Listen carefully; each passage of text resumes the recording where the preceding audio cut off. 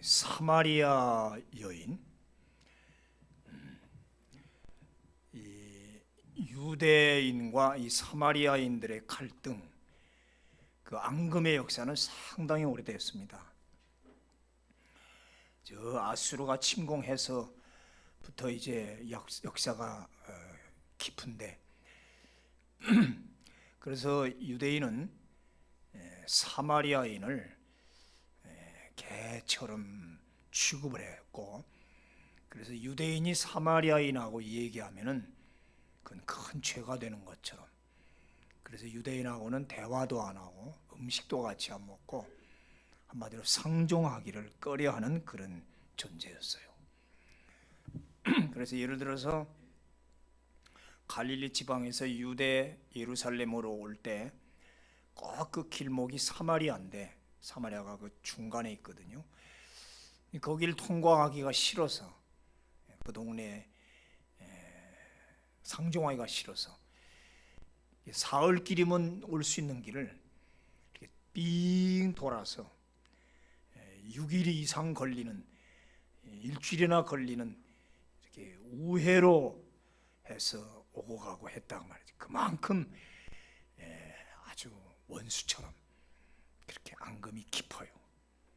근데 오늘 보니까 예수님이 그런 거 다 무시하고, 내가 3절에 사마리아를 통과하여야 하겠는지라, 사마리아를 통과하여야 하겠다. I have to pass, I must pass through 사마리아. 사도행전 1장 8절에 가면 오직 성령이 너에게 임하시면 너희가 권능을 받고 예루살렘과 온 유다와 사마리아와 땅 끝까지 나의 증인이 되리라. 그 복음에 분명히 사마리아도 복음의 대상이 될 수 있다는 이야기죠. 그래서 오늘 이 4절, 예수님이 굳이 사마리아를 통과해야 하겠다고 고집하는 이유가 뭘까를 보니까 오늘 전체 내용을 보면은 우리가 충분히 이해가 된다 이 말이에요. 그 사마리아 이제 큰 지방 지나가는데 수가라는 자그마한 동네를 지나가게 됐다. 그 수가라는 동네에 동구 밖에 야곱의 우물이라는 우물이 하나 있었다. 오래된 우물입니다. 그래서 먼 여행이 지금 지친 예수님이 좀 쉬려고 그 우물가에 앉게 됐다 이 말이죠. 근데 때는 낮 12시다, 정오다. 사막 지방의 정오는 상당히 뜨겁고 덥지요. 그 더워서 그러고 있는데 물은 깊고 두레박도 없고, 마침 한 여인이 물길러 우물가로 나옵니다. 그 수가 동네의 한 여인이. 주로 아낙네들은, 사막 지방의 아낙네들은 아침이나 저녁밥 지을 때 물을 길러 오전 오후에 이렇게 나옵니다. 근데 왜 이 여인은 한참 더운, 사람들이 다니지 않는 12시, 2시는 사막 지방은 그 전부 낮잠을 자잖아요. 시에스타라고. 낮잠 자는 시간이고 전혀 움직임이 없어요. 짐승까지도 다 잠자는 그런 더울 때 왜 이 여인은 물을 길러 나올까? 뒤에 이제 우리는 알다시피 뭔가 사연이 있죠. 즉 동네 사람들 눈에 띄지 않게 그 뜸한 시간대에 물을 길러 나왔다.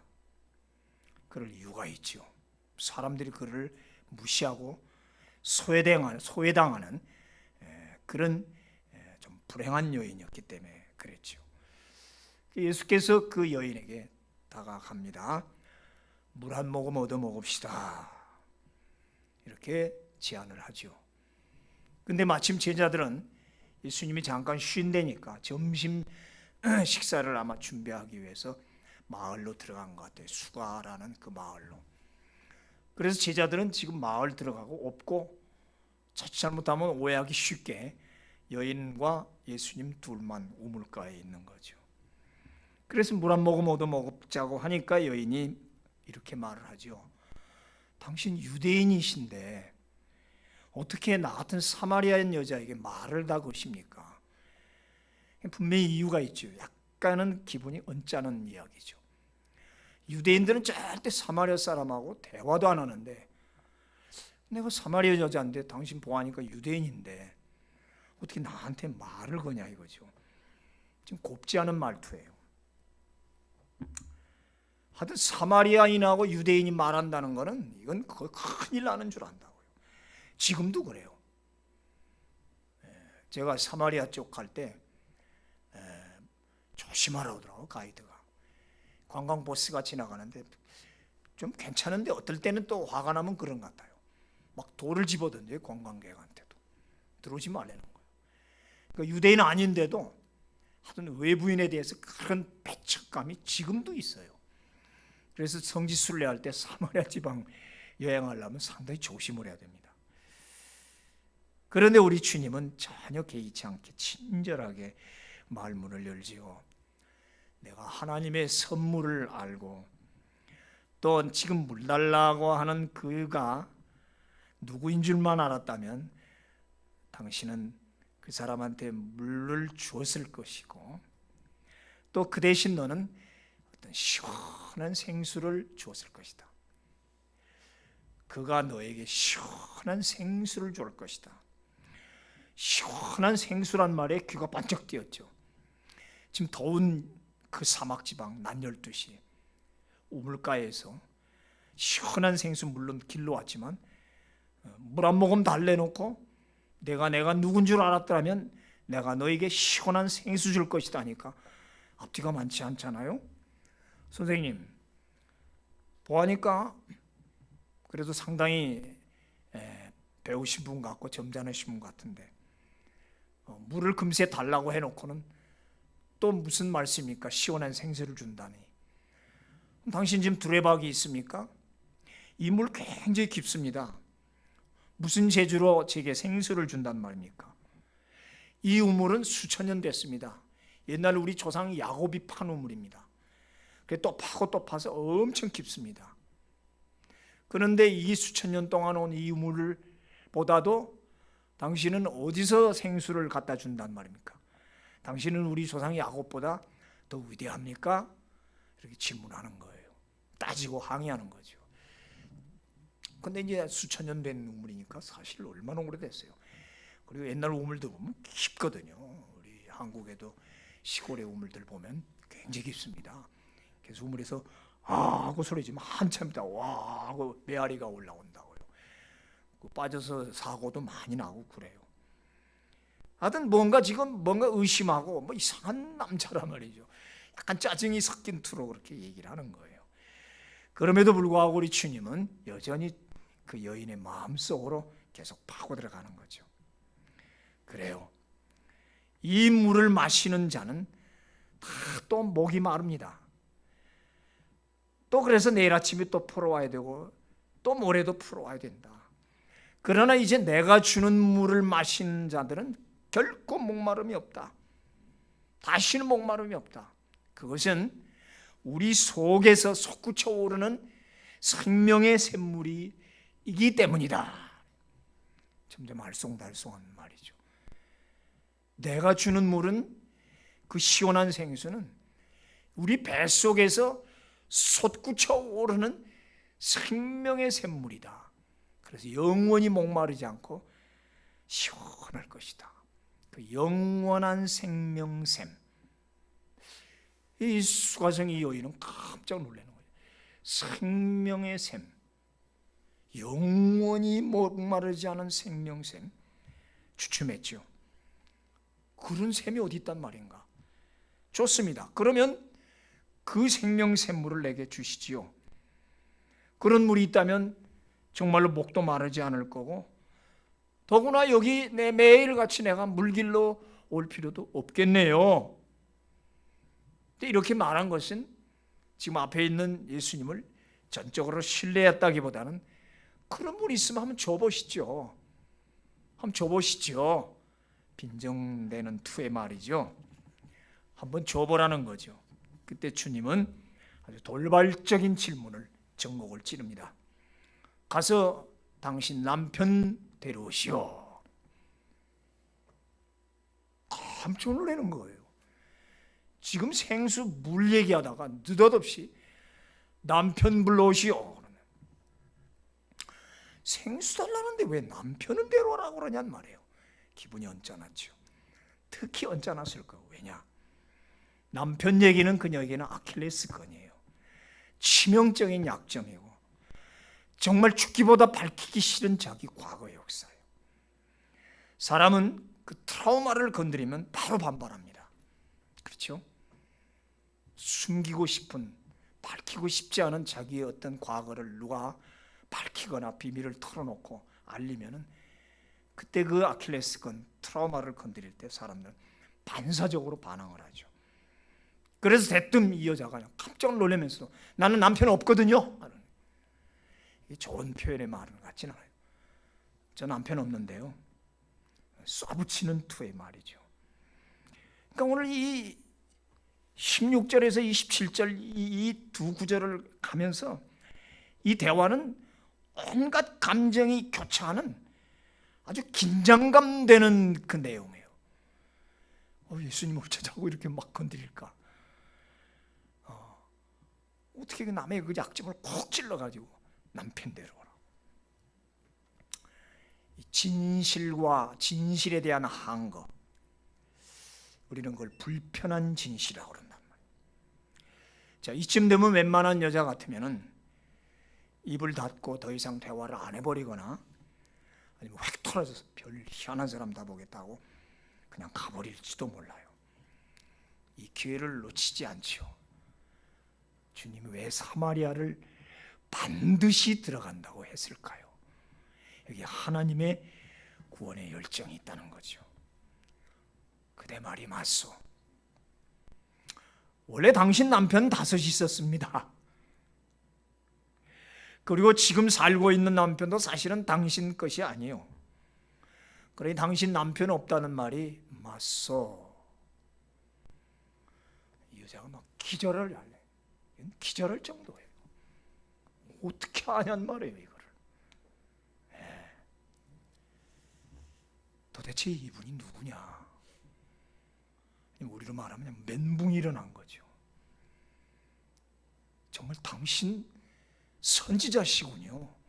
예언자시군요. 이런 식으로 하면 이제 점쟁이들이 이제 이런 말하면 깜짝 놀란다고 그러잖아요. 들어오자마자 아휴 얼마나 고생했어. 얼마나 수고했어. 산이라고. 얼굴에 기미가 꼈는데 당연하지. 문제가 있으니까 왔겠지. 그 맞히는 게 아니거든. 그건 당연한 거거든. 그러니까 지금 조금 이 여자의 걸 뭘 내가 의심하다기보다는 어떻게 나를 과거를 이렇게 하냔 말이야. 아무도 모르는 걸. 그러니까 예언자로 생각하는 거예요. 아직 하나님의 아들 그리스도라기보다는 이야 정말 희한한 예언자다. 이것이 최고 심리학자요, 최고의 심리 치료가요, 탁월한 상담가이신 예수의 심령 터치 방법이라고. 많은 그 상담학자들, 우리 이제 학교 상담학 전공이 많이 생겼어요, 요새는. 심리치료사 이런. 그래서 어느 대학이든지 어디 그 상담학 전공하는 교육학 전공하는 데 가면 대부분이 요한복음 4장 수가성 여인하고 예수님의 대화를 하나의 모델로 꼭 이야기를 합니다. 상담학 공부한 사람들은 다 이거 많이 연구를 해요. 어떻게 사람에게 다가가서 어떻게 상담을 해가지고 그 사람으로 하여금 끌어들이는가 하는 걸 연구하는데 여러 가지 여기서 설이 나오긴 해요. 그러나 중요한 거는 진리, 진실. 진리는 진실이다. 진리는 거짓이 아니라 참이다. 진실은 돌아가지 않는다. 진실은 우회하지 않는다. 진실은 피하지도 않는다. 진실은 바로 간다. 직통으로 들어가서 거짓을 분쇄한다.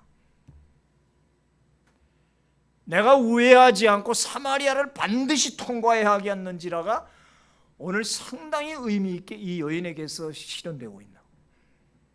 돌아갈 필요가 없단 말이에요. 그냥 중앙관통, 정면 돌파를 하는 거예요. 이거는 상대방을 무슨 무시하고 상대방의 트라우마를 건드려서 그 사람을 어떻게 나쁜 의미로 거꾸로 들었다는 게 아니라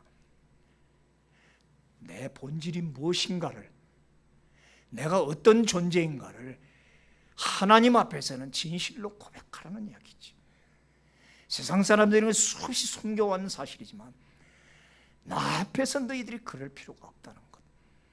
그 자신의 현주섭 정체성을 가르쳐주는 거죠. 빛은 어둠을 절대로 피해가는 법이 없습니다. 빛은 직진합니다. 통과합니다. 만약 장애물이 부딪히면 반사나 굴절은 있어도 휘어지거나 꼬부라뜨가거나 빙 돌아가는 일이 없어요. 그것이 빛의 성질 아닙니까? 빛은 항상 직진이라고. 다이아몬드를 잘 깎으면 빛이 반사하면서 막 굴절하면서 그게 수백 가지 방법으로 막 반사되면서 다이아몬드를 보면 반짝반짝 그렇게 아름다운 것은 그 빛의 성질을 이용했기 때문에 그렇단 말이에요.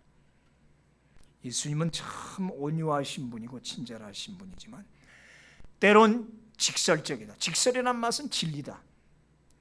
상대방을 아프게 하려고 하는 진리가 아니라 적나라하게 상대방을 드러내놓고 사람이 아니라 하나님 앞에서 진실한 고백을 하게 하는 이것이 예수님의 정면 돌파시계.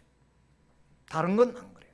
죄 앞에서만큼은 우리 하나님은 항상 정면 돌파한다는 걸 아셔야 돼요.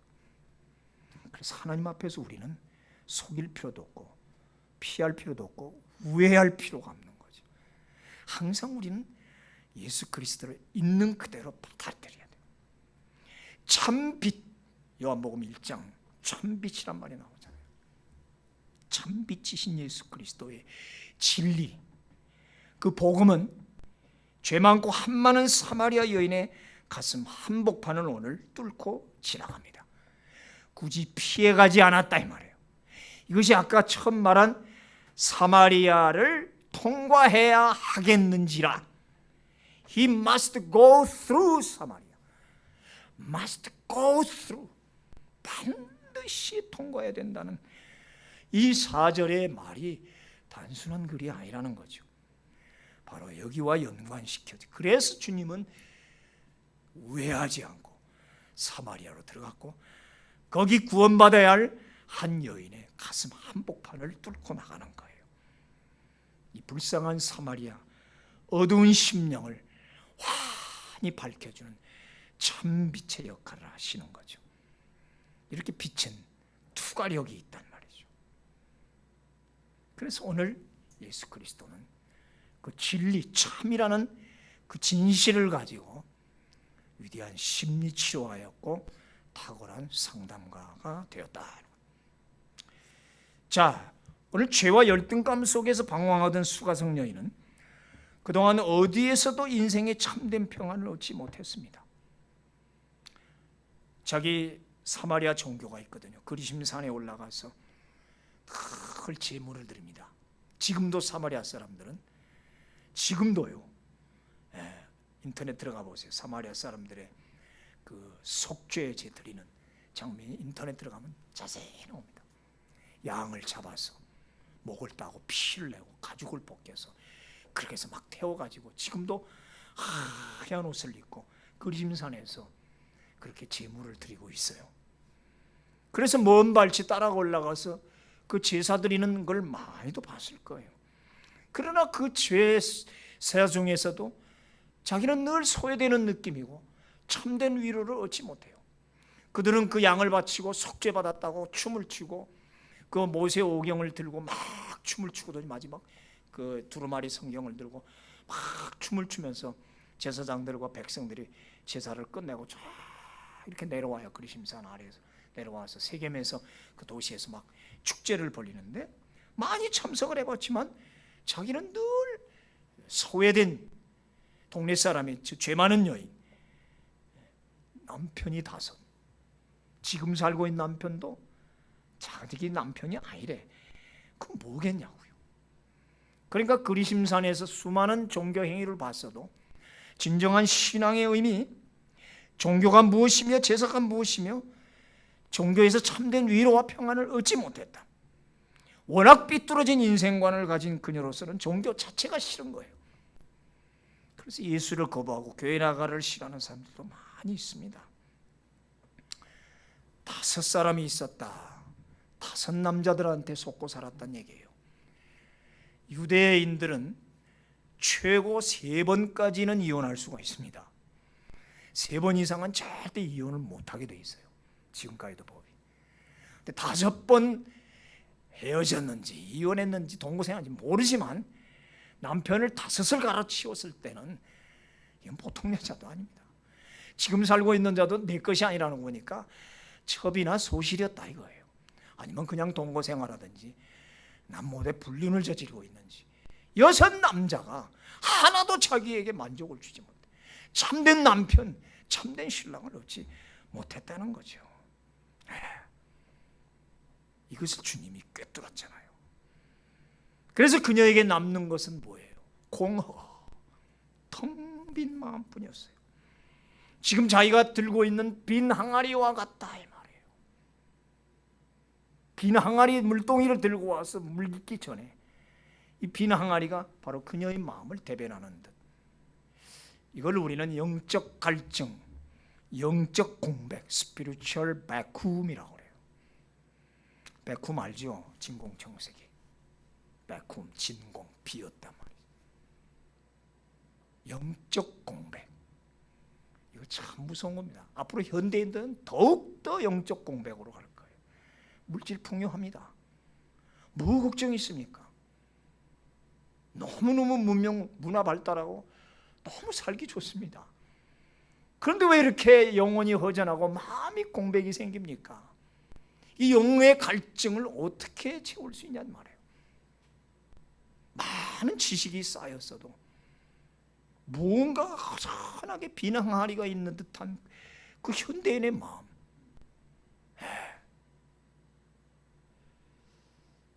이어령 박사가 그렇게 70년을 살아도 얼마나 지식이 있습니까? 결국은 손들잖아요. 자기의 영적 그 공백, 스피리추얼 백쿰을 채우지 못했다가 결국 예수를 영접하고.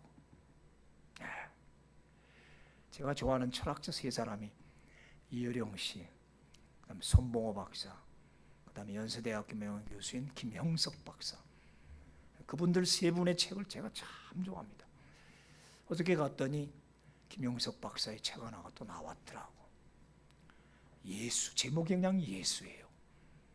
지금 나이가 94세인데 여전히 강의 다니고 여전히 간증하고 살아요.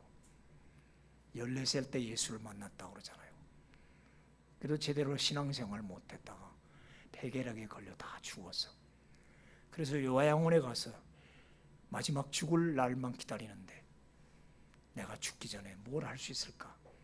그래서 옆방 환자들 다니면서 그들이 토한 피, 고름 다 받아서 음식 갖다 주고 그렇게 남을 돕고 내가 이렇게 남이라도 돕고 살아야겠다고 그러다가 나중에 보니까 자기 폐가 다 나섰어요. 기적이죠. 남 돕다가 자기 폐가 나서서 그래서 나중에 이제 연세대학교 오래 계셨죠. 다 알죠. 근데 지금 94세가 되도록 또 마지막 책안을 냈어. 이 좋은 이 내가 만난 예수를 어떻게 내 친구들에게 소개할까? 그래서 아주 쉬운 글로 썼더라고. 뭐 초등학생도 읽을 정도의 너무 쉬운 글로 써서 그 위대한 철학자. 좀 읽다가 아침에도 봤는데 나이 94세 내가 만난 예수를 친구들에게 소개하고 누구든지 이 글을 읽고 예수를 좀 만났으면 좋겠다고. 아마 그의 마지막 저서인 것 같다. 예수. 그게 이제 현대인의 공백을 채워주고자 하는 거죠. 인간에게는 결국 한없는 허무와 자괴심만 남는다. 이런 빈항아리 영적 갈증 배쿰 속에 오늘 예수님이 생수를 제시한 것은 얼마나 큰 의미가 있냐. 너는 지금 이 2000년, 거의 2000년, 한 2000년 정도 된, 그렇죠, 야곱이 2000년 전의 사람이니까 2000년 된 이 물을 마시러 왔지만 너는 지금 진정한 그 갈증을 해결하지 못했다. 내가 주는 이 물 생수는 너의 속에서 솟아나는 샘물이 된다는, 얼마나 유효적절한 표현이야 말이죠. 여기 말하는 이 생수는 뭘까요? 예수 자신인 줄 믿으시기 바랍니다. 내가 생수다. 예수를 만나야 그 허전한 공백과 갈증을 채울 수 있다. 자기 인생을 속속들이 꿰뚫어 보고 있는 예수 앞에 그녀는 오늘 결국 엎드릴 수밖에 없죠. 주여, 당신은 선지자시군요. 내가 보니, 이때 본단 말은 see라기보다는 잘 보니, 생각해 보니 당신은 평범한 사람이 아니군요. 위대한 선지자시군요. 그때 영혼의 생수를 체험한 여인은, 이 여인도 또 대뜸하는 소리가 예배 처소를 물어보는 거예요. 주님, 평소에 늘 제가 의문되는 게 하나 있었습니다. 유대인들은 예루살렘에 성전이 있어서 거기서 예배를 드리는데 우리 사마리아 사람은 당신들하고 상종할 수 없어 그리심산에서 지금까지 예배드리고 있습니다. 대체 어디서 예배를 드려야 하나님이 기뻐 받으실까요? 이제부터 내가 예배를 드려야겠다. 예수님을 만났으니 이제 하나님께 경배를 드려야겠는데 내 여기서 진정한 내가 예수 참된 하나님을 못 만났다. 참된 평안을 못 얻었다. 수없는 그 제사 행위를 봤어도 이렇게 내가 공백이 있었습니다. 그러면 내가 오늘 예루살렘에 가서 성전에 예배를 드리고 싶은데 주님 따라서 못 가지 않습니까? 사마리아인이니. 어떻게 하면 좋습니까? 그게 제일 궁금했던 것 같아요. 그 내용이 갑자기 내역에 나오니까 사람들 이게 뭐 갑자기 또 무슨 예배인 문제가 나와요. 그거거든요. 그때 주님이 하나님은 영이시다. 예배하는 자가 영과 진리로 예배하면 된다. 장소가 문제가 아니라는 거죠. 어디서든지 신령한 예배를 드리라는 거예요. 예배가 뭡니까? 구원받은 자가 하나님에 대한 응답이에요. 신학적으로 말하면 구원받은 자의 하나님께 대한 리스폰스, 응답이 예배입니다. 즉 예배는 구약 제사로 말하면 산제물이 되는 거죠. 로마서 12장에도 그랬죠. 산제물로 바쳐라.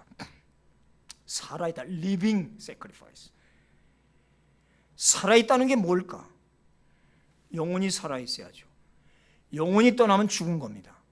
산제물이라는 말은 영혼이 살아 움직여야 된다. 육신도 살아있어야죠. 죽으면 아무 소용이 없죠. 우리는 제물이 되는데 양처럼 죽어버리면 안 돼요. 그럼 어떻게 하나님에게 예배를 드립니까? 살아있어야 돼요. 영혼이 있어야 되고 마음과 육신이 움직여야 돼요. 그러므로 예배는 영이 살아있어야 된다는 거예요. 영이 죽었단 말이에요. 많은 사람들이 영이 죽어 있어요. 교회 안에 들어왔어도 영이 없단 말이에요. 우리 애들 또 하는 얘기잖아요. TV 보면 영혼이 없어. 노래를 부른다. 영혼이 없어. 좀 말하는 거 봐. 영혼이 없어. 네 말에는. 그런 말 쓰잖아 우리. 뭐예요? 도대체 감동이 없는 거야. 진실성이 없는 거야. 바로 그 말이죠. 영혼이 있어야 된단 말이에요. 육신이 움직여야 돼요. 박수를 치고 입을 벌려 노래를 부르고, 예, 헌신을 하고, 예, 기도를 하고 움직인단 말이죠. 영이 살아있어야 된다. 이것이 바로 영성 스피리추얼리티라는 거 아닙니까? 영성이 있다는 게 영혼이 살아있어야 된다. 마음과 몸도 살아있어야 된다. 그래서 그것이 참 예배다. 참, 알레데이스라는 진리라는 이 말, 진짜로 true. 예배는 참돼야 된다. 예배는 순수하고 진실하고 진정성이 있어야 된다. 왜? 거짓된 마음으로 하나님을 속이고 예배드릴 수는 없지 않습니까? 지금 제 설교를 듣고 예배를 드리고 있습니다. 참입니까? 거짓으로야 어떻게 하나님 받으시겠어요? 여기 앉아서 바깥에 생각하고 지금도 사업 구상하고 누구 만날까 하고 뭐 바깥에 생각한다면 그거는 주가 아니죠. 그렇죠? 그러니까 예배는 우선 영이 살아서 그 영은 하나님과 통하게 되어 있으니까 영이 통해야 된단 말이에요. 이것이 진실이어야 된단 말이에요. 이렇게 살아있는 영과 진실한 마음으로 예배드리는 것이 참 예배자다. True worshiper. 참 예배자. 영이 살아있고 진심으로 드려야 된다. 장소 관계없다. 예루살렘? 아니야, 거기 안 가도 돼. 너 그리심산? 거기 안 가도 돼. 네 골방에서 남들이 무시하면은 그래, 오늘 우물가에 아무도 안 나오는 사람들 피해서 여기서 해라. 여기서 산속에 들어가서 해라. 겨울이나 여름이나 낮이나 밤이나 장소와 시간에 관계없다. 영혼이 살아있고 진심으로 드리는 예배가 하나님이 기뻐 받으신다. 사람이 더 좋은 것을 가지면 이미 가진 것을 포기하기 마련이에요. 이제 텅 빈 물동이 같은 마음속에 생수를 가득 채운 사마리아 여인은 더는 이 물동이가 필요가 없어요. 그래서 우물가에 그냥 물동이를 놓고 동네로 뛰어들어갑니다. 근데 본문에는 28절에 여자가 물동이를 버려두고, 그래서 이 버려둔다는 헬라 말 재미서 앞에 M이란 말인데 give up 혹은 depart, 팽개치고 분리시켜버리고 물동이를 팽개치고 버려두고 쏜살같이 동네로 들어갑니다. 지금 그녀에게 중요한 것은 토기 그릇 또 그 안에 담긴 우물물이 아니라 이 배, 그녀의 배에 넘치는 예수라는 생수. 토기 그릇, 우물물이 아니라 진정한 그릇인 이 사람의 배, 배는 마음이죠. 유대인들은 이 배를 마음을 담은 곳이라고 그래서 항상 배가, 사촌이 돈을 사면 배가 아프단 말이 그래 나온 거예요. 배가 왜 아프냐고. 여기 마음이라는 표현을 배로 표현했거든요. 내 마음에 예수 생수가 넘쳤다. 실패와 거짓으로 점철된 사마리아 여자가 예수를 만났습니다. 수없는 결혼과 이혼을 반복하며 살아온 거짓된 마음의 빛이 관통했습니다. 이제는 어둠이 걷히고 진리의 빛이 들어온 거죠. 이제야 참을 만난 거죠. 이제껏 진실을 느껴보지 못하고 살아온 그들, 남자들에게 속고 배신당하며 살아온 것. 그러나 오늘 참 남편을 만났습니다. 그래서 예수를 우리의 신랑이라 이렇게 얘기하는 거예요. 참된 남편인 예수 신랑을 만났다. 영적인 얘기입니다. 그리고 그 속에서 영의 진리와 생수처럼 솟아나는 거예요. 그 솟아오르는 생수를 주체할 수가 없어 동네 안으로 뛰어들어가서 와 보라, come and see, come and see a man. 여기 한 사람을 와서 좀 보라. 그는 사람이 아니라 그리스도다. 동네 사람들 좀 미친 것도 왜 나타났어? 내 소리를 지르. 내가 한 사람을 만났는데 그가 그리스도다. 내 인생을 쏙쏙들이 꿰뚫고 알고 있더라. 아무도 여러분 모르는 걸 다 알고 있더라. 뭐 이러면서 막 소리를 지르는 거죠.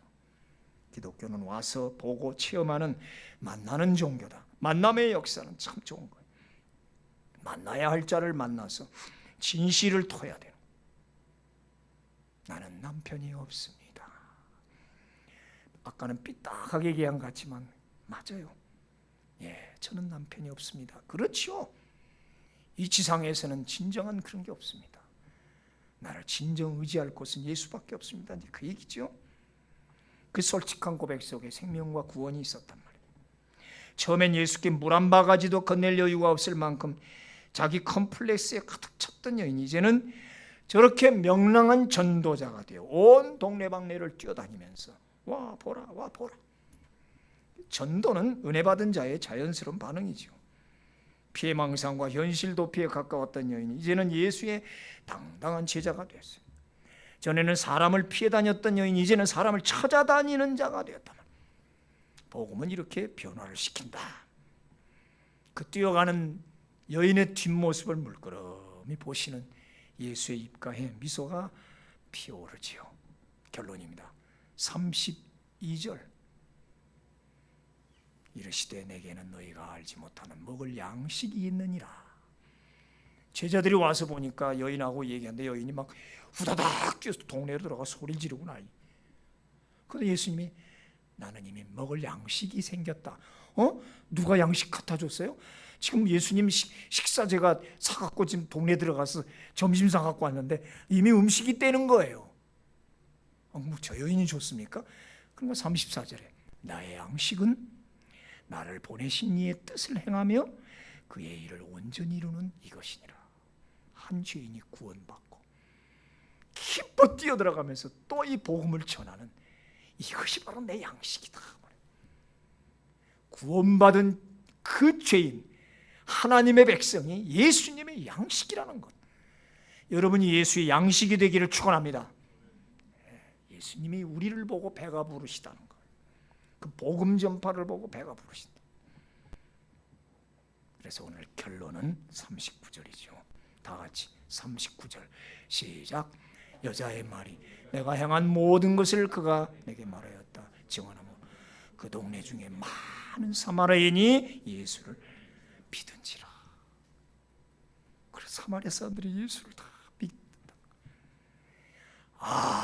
주님이 사마리아를 반드시 통과하겠다고 고집했던 이유가 여기 있구나. 이것이 요한복음 4장이에요. 관통의 역사. 주님의 말씀이 정면 돌파하는 관통의 역사가 오늘 여기 사마리아에 있었어요. 그래서 예수님은 내가 반드시 통과해야겠는지라. 오늘 여러분 마음속을 주님이 통과하기를 축원합니다. 여러분 가정을 통과하기를 축원합니다. 여러분 기업을 통과하기를 축원합니다. 예수님이 통과만 하면 어두운 기업, 어두운 가정이 하나 밝아지고 형통하게 될 줄로 믿습니다. 정면 돌파시키세요. 피하지 말고 오늘 뚫고 나가시옵소서. 예수님 저를 뚫고 나가시오. 우리 가정과 우리 자녀와 우리 기업을 뚫고 나가시옵소서. 할렐루야. 전능하신 하나님.